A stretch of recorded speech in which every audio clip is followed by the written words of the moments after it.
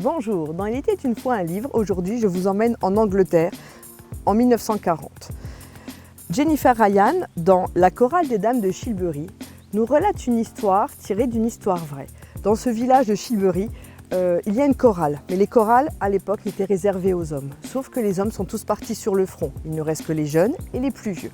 Seulement ces femmes, emmenées par la chef de chorale Primrose, décident de continuer à donner vie, à faire vivre cette chorale et créent donc leur chorale à elles. Ce qui va faire scandale à l'époque parce qu'elles participent à des concours et puis elles vont s'émanciper tout doucement. Elles vont prendre un peu leur rôle de femmes très au sérieux en disant sans les hommes on y arrive aussi.